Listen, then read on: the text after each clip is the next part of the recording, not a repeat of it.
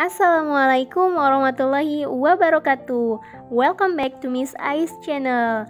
Apa kabar siswa-siswi Miss? Semoga siswa-siswi Miss tetap sehat walafiat dan tetap semangat belajar kimia bareng Miss Ais. Nah, di pertemuan kali ini kita akan membahas tentang materi hidrolisis garam. Nah, di hidrolisis garam ini ya, diharapkan siswa-siswi mampu menganalisis kesetimbangan ion dalam larutan garam dan menghubungkan pH-nya. Berikutnya yaitu melaporkan percobaan tentang sifat asam basa berbagai larutan garam. Jadi nanti kita akan melakukan percobaan di pertemuan selanjutnya. Oke, apa sih Miss pengertian hidrolisis garam? Ya, pengertian hidrolisis garam yaitu hidrolisis berasal dari kata hidro, ya, yang berarti air, dan lisis yang memiliki makna penguraian. Jadi dapat disimpulkan hidrolisis merupakan reaksi penguraian air. Oke, kemudian apa saja sih Miss kemungkinan reaksi hidrolisis? Nah, yang pertama, ion garam bereaksi dengan air dan menghasilkan ion H positif, menyebabkan konsentrasi ion H positif lebih besar daripada konsentrasi ion OH negatif. Ya, karena konsentrasi ion H positif lebih besar, sehingga larutan bersifat asam. Kemudian, ion garam bereaksi dengan air dan menghasilkan ion OH negatif, menyebabkan konsentrasi ion H positif lebih kecil daripada konsentrasi ion OH negatif, sehingga larutan bersifat basa.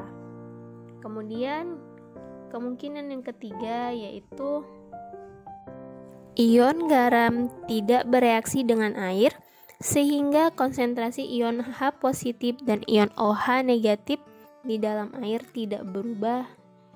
Karena tidak berubah, larutan bersifat netral. Nah, apa aja sih Miss macam-macam hidrolisis garam? Oke, yang pertama yaitu hidrolisis garam sebagian atau parsial. Nah, hidrolisis garam parsial yaitu reaksi garam dengan air di mana ion yang dapat bereaksi adalah anionnya saja atau kationnya saja.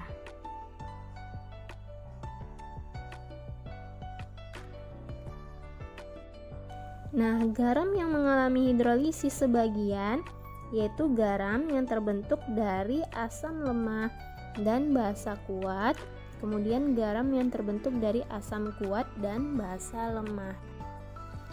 Nah, bagaimana dengan hidrolisis garam total? Hidrolisis garam total yaitu reaksi garam dengan air di mana semua ion garam dapat bereaksi dengan air baik itu anionnya ataupun kationnya. Jadi hidrolisis total hanya terjadi pada garam yang terbentuk dari asam lemah dan basa lemah. Apa aja sih Miss macam-macam garam berdasarkan zat penyusunnya? Nah, yang pertama yaitu garam yang berasal dari asam lemah dan basa lemah. Jadi, yang berasal dari asam lemah dan basa lemah yaitu hidrolisis total, di mana kedua zat penyusunnya atau anion asam lemah dan kation basa lemah terhidrolisis menghasilkan H positif dan ion OH negatif, sehingga pH larutannya tergantung harga Ka dan Kb. Contohnya di sini NH4Cn, NH4 2 kali S, CH3COONH4 dan sebagainya. Salah satunya Miss ambil ya. Untuk NH4Cn, reaksi ionisasinya yaitu menghasilkan ion NH4 positif ditambah dengan Cn negatif. Kemudian karena tadi sudah kita baca ya bahwa kedua zat penyusunnya anion asam lemah dan kation basa lemah ya. Jadi kation basa lemahnya dan juga anion asam lemahnya terhidrolisis menghasilkan ion H positif ya untuk yang asam lemah dan juga ion OH negatif untuk yang kation basa lemah. Sehingga harga pH larutan ini tergantung harga Ka dan Kb. Rumus mencari menentukan konsentrasi H positif yaitu akar Kw adalah konstanta air ya, dimana sudah ditentukan bahwasanya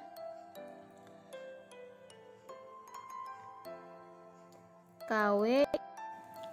Nah, harga Kw ya di sini adalah 1 kali 10 pangkat min 14 ya.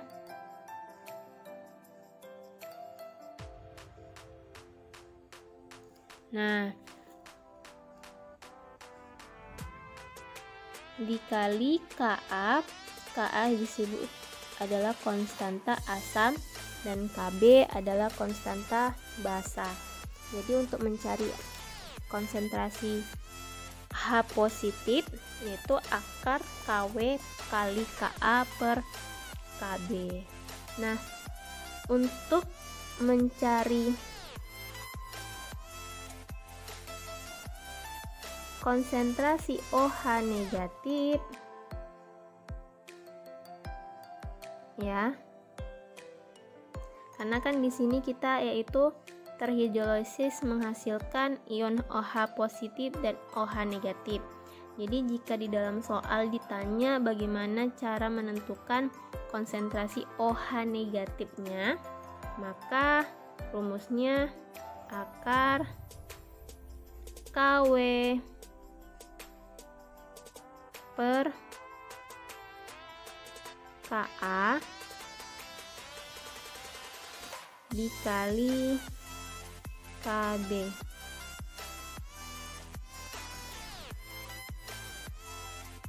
Ya, jadi kebalikan dari si H positif. Nah, sementara untuk mencari KH konstanta hidrolisis ya. Di sini rumusnya bukan akar ya. Jadi akarnya kita hapus. Rumusnya adalah Kw per Ka kali Kb. Sehingga untuk harga pH garam yang tersusun dari asam lemah dan basa lemah tergantung pada harga Ka dan Kb. Jadi apabila Ka sama dengan Kb, nanti itu ada diketahui konstanta asam dan basanya. Jika sama, maka larutannya bersifat netral. pH-nya itu sama dengan 7. Dan apabila Ka lebih besar daripada Kb, maka larutan bersifat asam. pH-nya lebih di bawah 7. Apabila Ka lebih kecil daripada Kb, maka larutan bersifat basa. pH-nya di atas 7. Nah, ingat pH asam. Menentukan pH asam itu rumusnya pH sama dengan min log konsentrasi H positif. Kemudian untuk pH basa, kita mencari pOH-nya terlebih dahulu. Sehingga pOH sama dengan negatif min log konsentrasi OH negatif. Kemudian untuk mencari pH-nya, karena pH ditambah POH itu sama dengan 14, ya.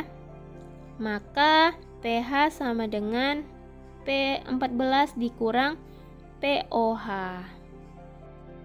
Nah, jenis yang kedua yaitu garam yang berasal dari asam kuat dan basa lemah. Jadi, ingat ya, asam kuat, basa lemah, sehingga terhidrolisis sebagian. Nah, yang dinamakan dengan hidrolisis parsial. Kenapa, Miss? Nah, itu dikarenakan sebagian ion penyusunnya, kation basa lemah, mengalami hidrolisis menghasilkan H positif, sehingga besar pH-nya di bawah 7 dan larutannya bersifat basa. Jadi kita lihat di sini contohnya NH4 2 kali SO4, AgNO3, NH4Cl, CuSO4 dan sebagainya. Salah satunya Miss jadikan contoh. Jadi contohnya itu NH4 2 kali SO4. Reaksi ionisasinya yaitu menghasilkan 2 NH4 positif ditambah SO4 2 negatif. Jadi karena kation basa lemah ya di sini tadi mengalami hidrolisis menghasilkan H positif. Jadi si NH4 positif ini menghasilkan H positif karena dia mengalami hidrolisis. Sementara SO4 2 negatif tidak terhidrolisis. Nah, sehingga besar pH-nya di bawah 7 dan larutan bersifat asam. Nah, siswa-siswi Miss, kita lihat di sini rumus untuk mencari konsentrasi H positifnya yaitu akar KH dikali konsentrasi garam. Jadi kalau misalnya di dalam soal diketahui konstanta hidrolisisnya, maka rumusnya adalah ini. Sementara jika yang diketahui yaitu adalah konstanta air dan juga konstanta basa, maka rumus untuk mencari konsentrasi H positifnya adalah akar KW per KB dikali akar garam dikali konsentrasi garam ya. Nah, untuk yang ketiga yaitu garam yang berasal dari asam lemah dan basa kuat. Ingat ya, asam lemah dan basa kuat. Jadi dia terhidrolisis sebagian yang dinamakan hidrolisis parsial. Kenapa, Miss? Karena hanya sebagian ionnya ya, yaitu anion asam lemah mengalalami hidrolisis menghasilkan ion OH negatif. Nah, di sini contohnya CH3COOK, garam ya, CH3COONA, KCnCAS dan sebagainya. Salah satunya Miss ambil contoh CH3COOK. Nah, dia mengalami hidrolisis menghasilkan ion OH negatif untuk si CH3COO negatifnya. Jadi CH3COO negatif ini adalah merupakan anion asam lemah. Ya, ini anion asam lemah menghasilkan ion OH negatif ketika dia mengalami hidrolisis, mengalami penguraian air ya. Nah, untuk mencari konsentrasi OH negatif, maka jika diketahui di dalam soal konstanta hidrolisisnya, rumusnya adalah akar KH dikali konsentrasi garam. Sementara untuk mencari konsentrasi OH negatif, jika diketahui konstanta asam dan konstanta air, maka rumusnya adalah akar KW per KA dikali konsentrasi garam. Nah, untuk jenis yang keempat yaitu garam yang berasal dari asam kuat dan basa kuat. Nah, garam yang berasal dari asam kuat dan basa kuat dalam air tidak dapat mengalami hidrolisis. Hal ini dikarenakan kedua komponen ionnya yaitu anion dan kation tidak terhidrolisis sehingga nilai pH-nya itu sama dengan 7 dan larutannya bersifat netral. Contohnya NaCl, garam Na2SO4, NaNO3, KCl, K2SO4, BaNO3 2 kali dan sebagainya. Contohnya di sini Miss ambil yaitu NaCl. Jadi reaksi ionisasinya menghasilkan ion Na positif dan Cl negatif sebagai anionnya. Jadi kation dan anionnya ini ya tidak terhidrolisis.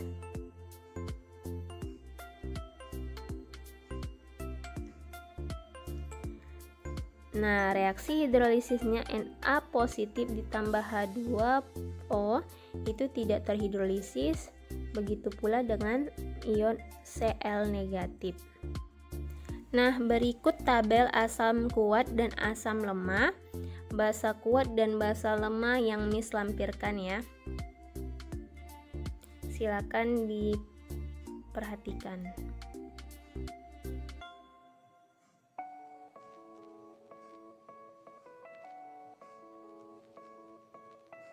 Oke, kita masuk ke contoh soal.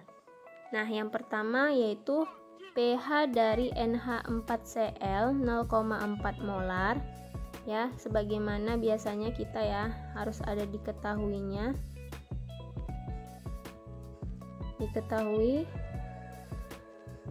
molaritas NH4Cl sama dengan 0,4 molaritas. Nah, kemudian Kb ya. Kb sama dengan 10 pangkat min 5. Yang ditanya yaitu pH. Nah, jadi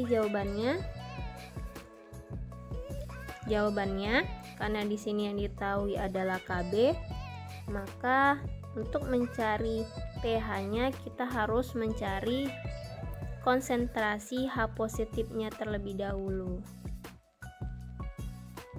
Nah, sebelumnya NH4Cl ini termasuk hidrolisis garam ya, dimana merupakan asam kuat dan basa lemah. Nah, kita lihat di sini NH4 ya. NH4Cl. Jadi HCl-nya itu termasuk asam kuat, sementara NH3 merupakan basa lemah. Jadi hasilnya yaitu garamnya NH4Cl. Dimana untuk mencari pH kita cari dulu konsentrasi H positifnya, akar Kw per Kb kali molaritas. Jadi sama dengan Kw adalah 10 pangkat min 14. Jadi akar 10 pangkat min 14 dikali molaritasnya yaitu 4 kali 10 pangkat min 1 per Kb nya 10 pangkat min 5. Jadi hasilnya adalah 2 kali 10 pangkat min 5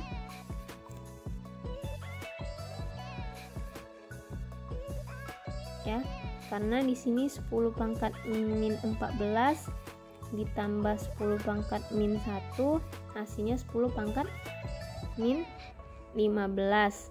Kemudian 10 pangkat min 5 ini naikkan ke atas jadi 10 pangkat positif 5. Jadi 10 pangkat min 15 ditambah 10 pangkat positif 5, jadi hasilnya 10 pangkat min 5.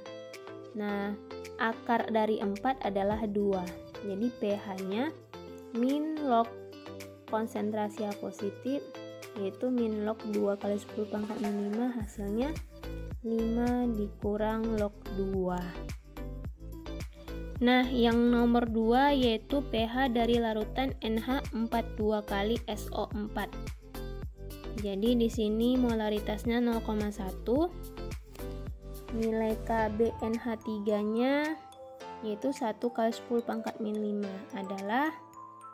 Nah, di sini yang nomor 2 contoh soalnya itu pH dari larutan NH42 kali SO4 dengan molaritas 0,1 dengan nilai Kb NH3 sama dengan 1 kali 10 pangkat min 5 adalah yang ditanya. Kita cari dulu ya siswa-siswi Miss. Nah, diketahui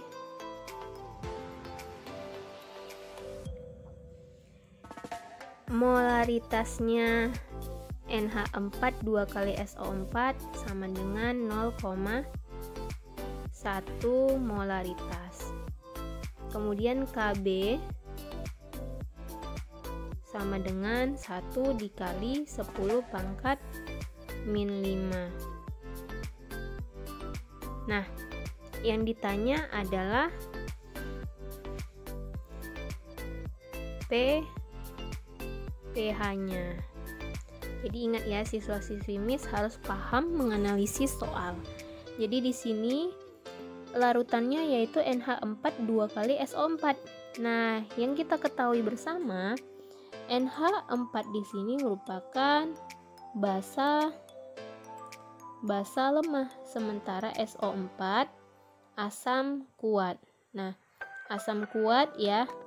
Kalau asam kuatnya di sini adalah H2SO4.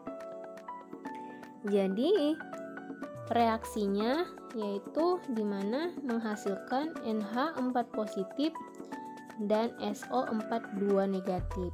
Kita lihat ya. Di sini ada koefisien NH4 positif. Jadi dikali dengan molaritasnya karena di sini ada koefisiennya. Sehingga molaritas NH4 positif yaitu 0,2 molaritas. Nah, untuk mencari pH, maka kita terlebih dahulu mencari konsentrasi H positifnya. Kenapa, Miss? Karena di sini adalah merupakan hidrolisis garam yang terbentuk dari asam kuat dan basa lemah, sehingga kita mencari konsentrasi H positifnya terlebih dahulu untuk menentukan pH-nya. Jadi rumusnya adalah akar Kw per Kb dikali konsentrasi garamnya, yaitu NH4. Jadi sama dengan Kw itu 10 pangkat min 14 per Kb-nya adalah 10 pangkat min 5. Kemudian dikali konsentrasi garam. Konsentrasi garamnya adalah mol dikali molaritas dikali koefisiennya, sehingga 0,2 molaritas. Hasilnya adalah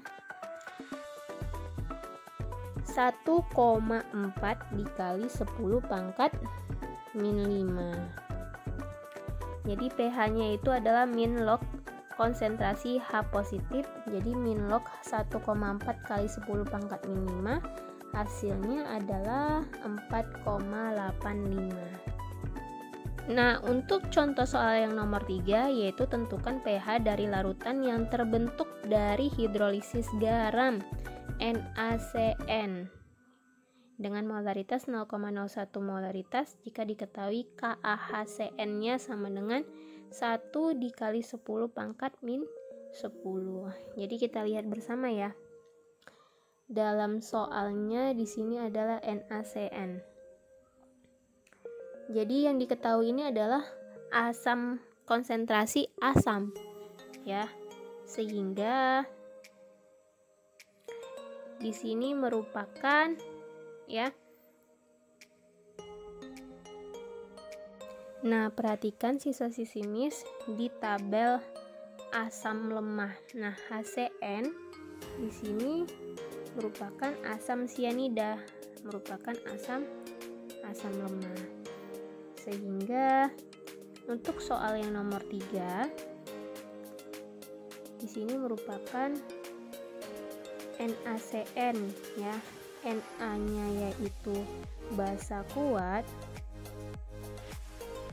Untuk Cn yaitu HCN, HCN-nya yaitu asam lemah. Oke, siswa-siswi Miss, kita lihat di sini. Diketahui, ingat jangan lupa kita analisis soal ya. Jadi sama Miss harus tahu, diketahui dan ditanyanya. Jadi diketahui molaritas NaCN sama dengan 0,01 molaritas atau sama dengan 1 kali 10 pangkat min 2 ya. Kemudian KaHCN asam lemahnya yaitu sama dengan 1 kali 10 pangkat min 10. Jadi yang ditanya itu adalah pH. Ya, jadi kita masuk ke penyelesaiannya. Garam NaCl menghasilkan ion Na positif dan Cn negatif. Nah, di NaCN ini memiliki molaritas 1 kali 10 pangkat min 2. Nah, untuk mencari pH-nya, karena di sini merupakan basa kuat, maka larutan bersifat basa. Maka untuk mencari pH-nya terlebih dahulu kita cari konsentrasi OH negatif. Rumusnya yang mana, Miss? Rumusnya adalah akar KW per Ka dikali konsentrasi garam. Jadi sama dengan akar 10 pangkat min 14 dikali konsentrasi asam yaitu 1 kali 10 pangkat min 10 dikali konsentrasi garamnya yaitu Cn negatif. Nah, hasilnya sama dengan 10 pangkat min 3. Dari mana? Dari 10 pangkat min 14. 10 pangkat min 10 ini jika dinaikkan ke atas jadi 10 pangkat positif 10. Jadi 10 pangkat min 14 ditambah 10 sama dengan 10 pangkat min 4.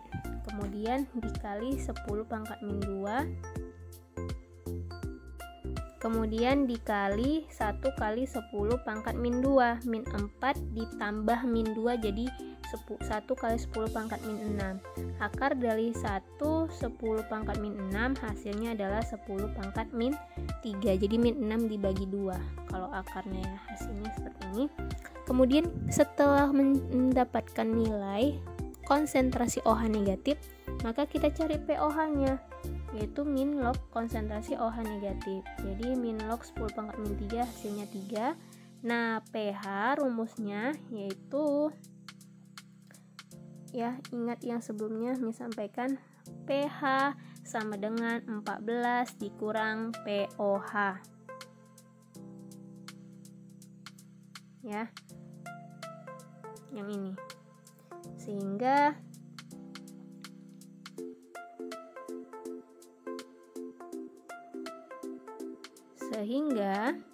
untuk hasilnya 14 dikurang 3 hasilnya adalah 11. Nah, kemudian contoh yang keempat yaitu tentukan pH dari larutan yang merupakan campuran dari 100 ml CH3COOH 0,2 molar dan 100 ml NaOH 0,2 molar. Jika yang diketahui konsentrasi asam CH3COOH sama dengan 10 pangkat min 5. Nah, di sini yang diketahuinya itu ya, volume dari CH3COOH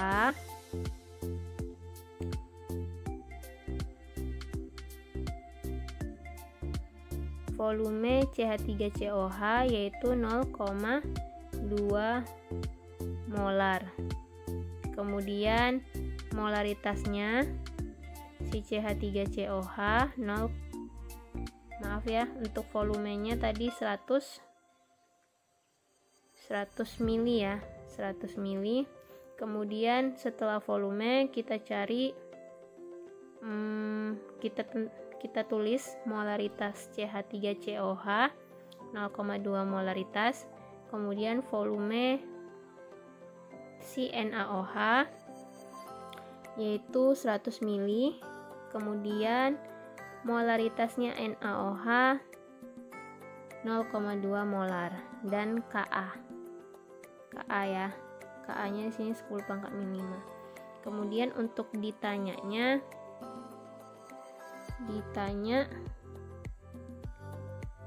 itu sama dengan pH. Nanti sisa-sisi Miss tulis ya di buku catatan apa aja yang diketahui dan yang ditanyanya. Jadi kita masuk ke penyelesaiannya. Nah, di penyelesaiannya ini kita cari dulu molaritasnya CH3COH, karena CH3COH merupakan asam lemah ya. Ini asam lemah dan ini basa kuat, berarti larutannya bersifat basa. Untuk mencari, nah sebelumnya di volume masing-masing volume tadi yang diketahui itu diubah ya dari mililiter ke liter satuannya. Jadi ketika kita mencari molaritas ya, nah untuk mencari molnya yaitu V kali M. Nah, satuan molaritas itu adalah molaritas per liter. Jadi V dari CH3COH itu kan 100 ml diubah ke liter jadi 0,1 liter dikali 0,2 molaritas per liter. Jadi liternya habis, tinggal satuan mol. Jadi hasilnya 0,02 mol untuk CH3COOH. Nah, sementara untuk NaOH yaitu 0,1 juga sama ya, hasilnya 0,02. Kenapa Miss kita cari mol terlebih dahulu? Karena untuk mencari garamnya maka kita harus membuat persamaan reaksinya. Nah, kemudian setelah membuat persamaan reaksi, kita memakai mol untuk menentukan molaritas garamnya, molnya garam ya, mol ya. Nah, kemudian kita masukkan di awal reaksi, kemudian setelah reaksi ya, di awalnya itu 0,02, masukkan molnya CH3COH, kemudian NaOH 0,02, kemudian setelah direaksikan ya, baru dapatlah persamaan reaksinya CH3COONA untuk garam dan H2O tambah air. Jadi hasilnya adalah 0,02 mol. Dari mana Miss dapatnya? Tengok koefisiennya ya. Di sini 1, di sini 1. Jadi 1 koefisien yang ditanya per koefisien yang diketahui yaitu NaOH dikali molnya NaOH yaitu 0,02. Jadi hasilnya adalah 0,02 mol untuk CH3COONA. Nah, garam CH3COONA ya, itu dia kan 0,02 mol per 0,2 liter. Dari mana Miss 0,2 liter? Dari V campuran volumenya. Karena kan dia sudah direaksikan, berarti volumenya bertambah dong. Dari CH3COH 100 ml, kemudian NaOH 100 ml jadi 200 ml. 200 ml ke liter yaitu 0,2 liter. Ya. Jadi hasilnya 0,1 molaritas. Kemudian karena ini bersifat basa, kita cari konsentrasi OH negatif terlebih dahulu, yaitu akar KW per Ka dikali konsentrasi garam. Hasilnya sama dengan 10⁻⁵. Jadi pOH-nya min log OH negatif sama dengan pOH-nya 5. kemudian pH-nya 14 kurang 5 sama dengan 9. Sampai di sini paham siswa-siswi Miss? Oke, selamat Ananda telah menyelesaikan materi hidrolisis garam pada pertemuan hari ini. Semoga apa yang kita pelajari bersama dapat kita pahami juga, dan juga kita bisa mengerjakan soal di GC. Oke.